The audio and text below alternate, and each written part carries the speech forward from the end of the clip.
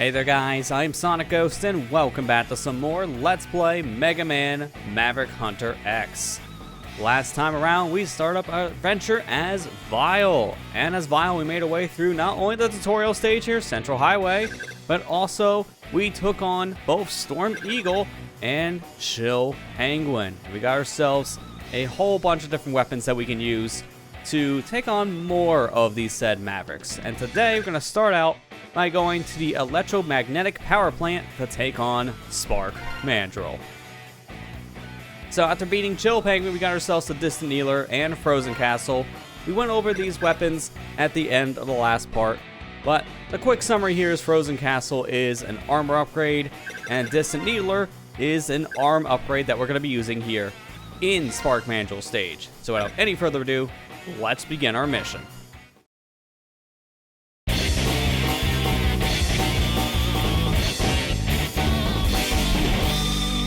Spark Mandrill. I'll show you how strong I am. So jumping right into Spark Mandrill stage here with the Distant Needler, we can shoot through a lot of enemies here very easily and do a lot more damage compared to our default arm part that we start with the game. So at this point we're going to be doing a lot more damage, which is going to be really helpful. But this stage is honestly kind of a hard stage to go through due to this lighting mechanic. I can just barely see wherever I'm going, no matter how lit the said area is in any dark section. It's just next to impossible to see anything. And keep in mind, Maverick Hunter X was released on a portable system. Yes, the PSP did have a backlight, but still, trying to see in these dark sections with just sunlight, for example, being a big factor for a handheld when you're playing outside, yeah, not really great. I really don't like how dark this game can get in certain sections, mainly in Spark Mandrill stage. This stage is really egregious when it comes to just making things next to impossible to see. And it's going to make getting an upgrade here pretty difficult because of that. But we'll get to that when we actually get to the said section, which is coming up here very soon. But now though, we want to be careful not to take too much damage on the way to Spark Mandrill. But thankfully at this point, because of the Frozen Castle upgrade, we got ourselves a lot more damage that we can work with. So we're not as much of a glass cannon as we used to be. And that's a big saving grace, because at this point in our adventure, Vile starts to become a lot more playable, in my honest opinion, because with how much damage he took in the past, yeah, he was not really the best way of playing this game for a while. But here we want to use our ride armor to jump to the very top here of the said portion of Spark Mandrill stage to grab ourselves our heart tank. This heart tank can be kind of difficult to get just because of the lighting in the said section, so you'll want to wait around until the stage starts becoming more visible again to see where you need to jump, because you only have one shot to get this said heart tank. If you miss your said timing jumping out of the ride armor, you're going to have to either reset the level, get another ride armor, or better yet, just take an intentional death and the ride armor will come back. So you only get one chance to get that said heart tank, but we got it. At this point, we're ready to go ahead and fight Spark Mandrill.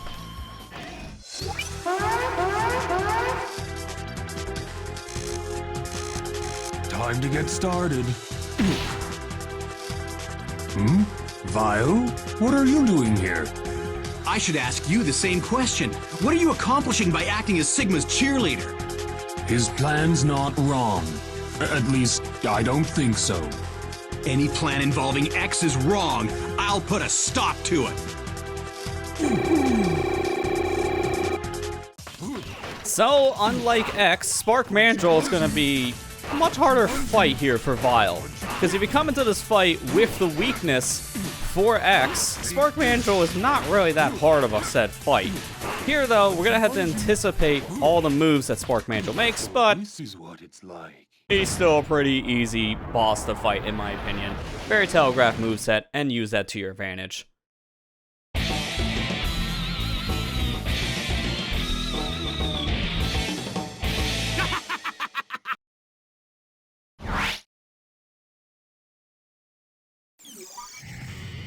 So now with Spark Mandrill defeated, we're ready to go ahead and move on to our next stage. And this time, we're going to be making our way over to the Energy Mine Ruins to take on Armored Armadillo. For defeating Spark Mandrill, we got ourselves 3 brand new weapons here. The Go-Getter Right, Infinity Gig, and Rubbling Bang.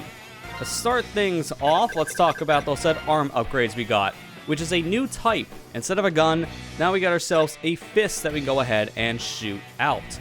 And that's what both the Go-Getter Right and Infinity Gig are. So, to start off, the Go-Getter Right. This is a rocket punch that sends your fist flying to teach enemies a lesson.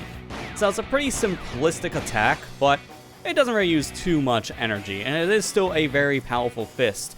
Much more powerful than your starting gun set here on your arm parts. Next up is the Infinity Gig. This is an advanced homing technology that can be difficult to get a handle on.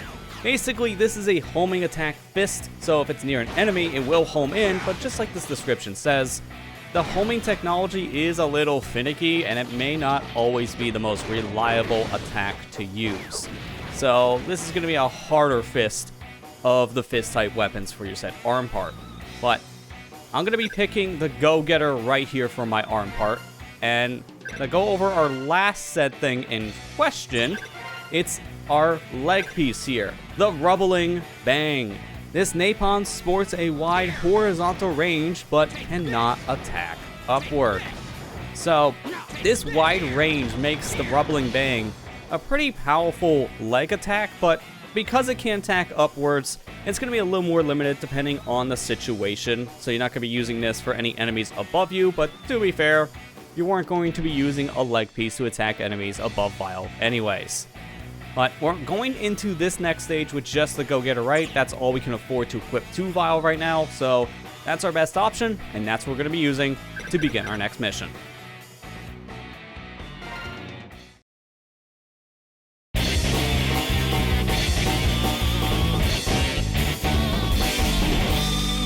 Armored Armadillo. I'll show you how strong I am. So immediately jumping into Armadillo's stage here, we will notice that there are no carts that we can ride on here compared to X's playthrough. Vile has to make his way all throughout Armadillo's stage here on foot. That's not the only thing that's changed here. As in X's playthrough, we would have a very special bat that we can interact with in the stage, which has a much higher chance of dropping 1-ups. But here in Vile's playthrough, that said enemy no longer exists. Armadillo's stage, though, is still a really good stage to grind out energy here for your said sub-tanks, and in fact, I just heard that said sound, meaning that we got our sub-tank all filled up, so we continue forward at this point. So if you ever need to fill up a sub-tank, this is still the stage you want to go to, as it is the most lucrative stage in the entire game to get energy, lives, and even weapon energy if you do need said refills while you're playing the stage. Although for Vile, most of the time, weapon refills really don't matter much. And be careful here not to get clipped by spikes on the way down, because it said automatic robot. Yeah, we don't want to die immediately getting to the section. But the ride armor here makes short work of that said robot. Unfortunately, though, the ride armor doesn't really have much use outside of just destroying the robot here, so we get to use it for a total of 5 seconds, and then we have to ditch it. That's kind of unfortunate, but sometimes ride armor here for Vile, I feel, is very, very situational in his said playthrough, because there are going to be some sections you just basically don't use the ride armor for much of anything outside of maybe attacking something or just needing it to get some extra height from the jump. And here's another great example of this ride armor not being used much. We're going to destroy the said tank and immediately have to get out of the ride armor because the stones around us are just too big, so the ride armor can't continue forward. Alternatively, you can just skip the ride armor in that section, but it's much slower if you do, so I would just recommend grabbing the ride armor and destroying the robot. Just make your life a lot easier. Well, we're coming near the end here of Armadillo's stage here, and this section you would normally just ride to the end with a said cart with X, but because we don't have that, we need to find another way to cross this giant chasm at the very end of the stage. So we got these floating platforms we'll need to be interacting with, and we'll have to ride these all the way over to the right side of the ending portion here of Armadillo stage. Although we want to ride these a little bit further, because as you can see here, there is one platform that's just all on its own floating over here on the right. We'll use our set shoulder cannon here to delay our jumps in the air to make things way easier to line up, because if we make our way all the way up here to the top, we get ourselves a heart tank, right in front of Armored Armadillo's door.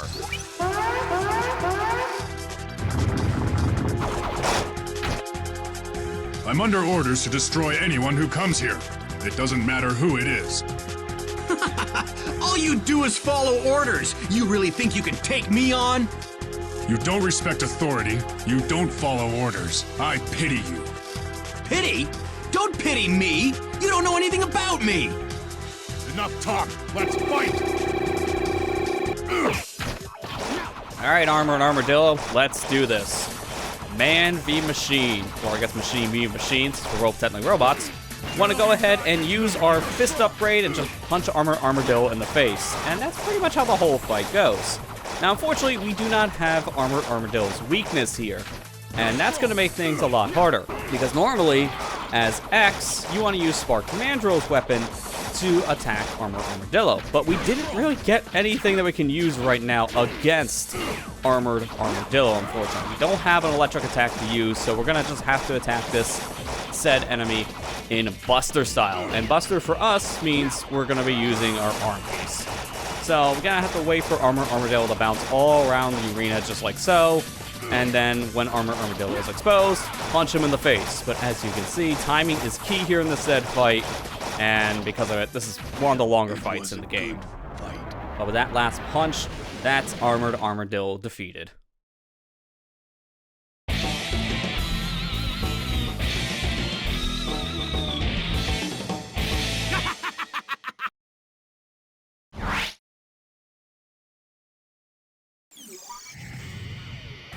So now with yet another Maverick defeated, we can go ahead and continue forward here, and we got 4 more Mavericks left. So we're halfway through all the main stages here in Maverick Hunter X. So the next Maverick we're going to be fighting is none other than Flame Mammoth, located in the prototype weapons plant. After defeating Armored Armadillo, we got ourselves a whole bunch of new weapons, including the Zip Zapper, Egotistical Pill, Territorial Pal, and Dead Star Hug. These are very interesting names for weapons, I will say. Half of these just don't even make any sense. Well, let's go over our new weapons here. The Egotistical Pill. This punch can pierce enemies and objects, but it can be stubborn. Basically means that this weapon, it does have piercing damage, so it can go through multiple enemies at once, which makes it useful, but not the most reliable punch in the world, so it does have some drawbacks. Keep this in mind. Next up is a new gun type here for the arm, the Zip Zapper. Though boasting extreme accuracy, this Vulcan lacks extensive range. Essentially, this gun shoots very fast and really good with accuracy, but yeah, that range is kind of a problem, so the Zip Zapper is more of a short-range arm weapon to use. Don't have any shoulder weapons here we got, but our next thing is a leg weapon, the Territorial Pal. Though offensively weak, this napalm destroys some enemy shots. So, while not the most powerful weapon, the fact that we can destroy some enemy shots using the Territorial Pal does make it pretty useful in some situations, although don't rely on Territorial Pal to destroy every single shot coming Vile's way. We got ourselves the Dead Star Hung here. Unleash balls of energy which bounce once when contacting walls. So, Dead Star Hung is a weapon that can roll on the ground, and while contacting walls, as the description says, it can bounce off of them as well. So, Dead Star Hung here, pretty interesting recoil style weapon. And last but not least, we got the Peace Out Roller. This ball of energy splits into 2 upon contact with the ground. So, this said weapon, this one's interesting because as the description says, it will split on the ground, making it much easier to use attacking enemies from the front and the back.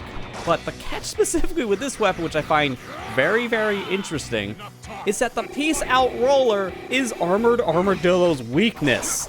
if you use the Peace Out Roller against the said Armadillo, you will knock off his said armor, and now Armored Armadillo is exposed, meaning that you can attack him more frequently. We got this after defeating Armored Armadillo. Needless to say, you weren't using this on your first encounter against the said Armadillo, which is kind of stupid timing, but also very funny and a very ironic weapon move. It was a good fight. But our next weapon we're equipping here is none of the new ones. We're equipping Bang Away Bomb. So with this said weapon equipped, let's go ahead and begin our mission.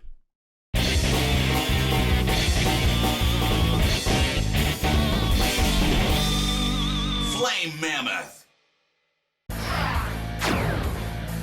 I'll show you how strong I am. So immediately jumping the Flame Mammoth stage, we got ourselves ride armor. Very, very convenient. Although, keep in mind for this said ride armor, you don't need it for anything here, so if you lose it, it's not that big of a deal. As normally we need ride armor for some kind of an upgrade or maybe open up in a path, but here, it's just convenient. So we're going to try to keep this for as long as we can, because we'll make getting an upgrade here a little bit easier, and it's right here. I'm going to use the ride armor to jump up this said wall and grab myself a hard tank. Now, you don't necessarily need the ride armor for that, because you can actually take the upper path to get to that said hard tank in question, but I just find it way easier to use the ride armor to grab that said hard tank. Let's go ahead, climb up the right side here, and being very careful not to take too much damage along the way, but hey, what are you gonna do? And since we defeated Chill Penguin, this stage is all frozen over, so just like with X's playthrough, if you defeat a certain Maverick, then another stage will have those set effects transferred over. So in this case, this is a stage normally filled with a bunch of fire, but because we defeated Chill Penguin, all that fire is now frozen over. So a nice little domino effect system exists. But we're at the end of the stage, and now it's time for us to take on our next Maverick, Flame Mammoth. Vile, what are you doing? If you've joined the side of justice, you can leave now.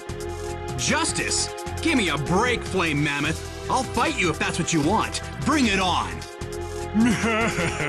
You just bit off more than you can chew, Vile. I'll make sure you regret it. Power! Alright, Flame Mammoth, take my Bang Away Bomb attacks. As these set attacks are going to be doing a lot of damage to Flame Mammoth. Not to mention it has a pretty big hit radius here, so Flame Mammoth can easily jump into her attack when he's jumping around the arena. So that's going to help in our case. Going to be very, very careful here, try to avoid a set attack, and with one more Bang Away Bomb drop, that is Flame Mammoth defeated.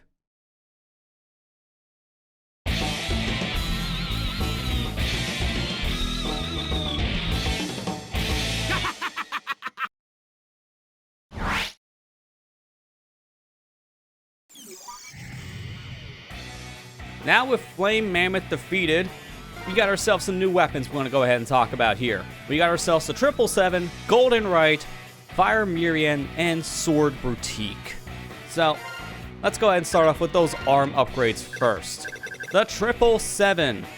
This is boosting both power and spread, which makes the Vulcan cannon consume more power in the process. So this weapon is very powerful, having a good amount of strength and a good amount of spread, as the description says, but it takes a lot more ammo to use. So you're not going to be spamming the 777 nearly as much as some of the other arm cannon said weapons here in Maverick Hunter X. Next up, we got ourselves the Golden Right. Though suffering from a short range, this weapon is among the strongest, which is not wrong. As the said description says, the Golden Right is one of the most powerful attacks in the game, but it consumes a lot of ammo and it is very short range. You basically need to be right up close to the said enemy you're fighting to use the Golden Right ability, so you have to keep in mind its range whenever you use the said weapon. Next up, we got ourselves the Fire Murian. This weapon spreads explosions on contact, damaging lots of enemies. So Fire Murian here is a really powerful shoulder weapon to use, and with that said explosion power, it has a pretty good AoE effect, so if anything is nearby it, it's going to do damage. One of my more favored shoulder weapon upgrades here that Vile gets in Maverick Hunter X. Next up, we got ourselves a leg upgrade, the Sword Boutique. Unleash a wave that follows the ground and stops at walls. So, as that said description says, this wave will always travel the said ground, but as soon as it finds a wall, it will stop. It's not just walls that stop the Sword Boutique. Anytime the flyer gets close to a ledge, the flyer will also stop like it's a wall in front of it. So, this is a very powerful flame weapon, but it does have some limitations you have to keep in mind. Next up, we got ourselves a new type of leg upgrade here, some flamethrower styled weapons. We got ourselves the Wild Horse Kick. This shoots jets of flames from your leg. Strong, but not energy efficient. So, simple little flamethrower styled weapon. Not the best range, but also at the same time, it is still a pretty powerful weapon and doesn't take too much ammo to use, so not a bad pick. Next up, we got the Dragon's Wrath, a long-range arching flamethrower, useful against faraway enemies. So this one is basically Wild Horse Kick, but with much better range. So if you didn't like the range of the Wild Horse Kick style flamethrower, Dragon's Wrath may be the way to go. And last but not least, we got the Sea Dragon's Range. This powerful flamethrower can even be used underwater. This is the biggest downfall to all of the said flamethrowers. You can't use them underwater. That just makes sense. Fire doesn't work underwater, except the Sea Dragon's Range. But it does use a lot of ammo compared to our other two flamethrowers that we unlocked, so you may want to remember this when equipping the said weapon. And it also does cost a good amount of points to equip, out of a total of 12 points. So probably best just to use for underwater stages and nothing more. But that's all of the weapons that we unlocked here for defeating Flame Mammoth. And at this stage, we're ready to go ahead and fight our last 3 Mavericks. And we will be fighting these said 3 Mavericks in the next episode.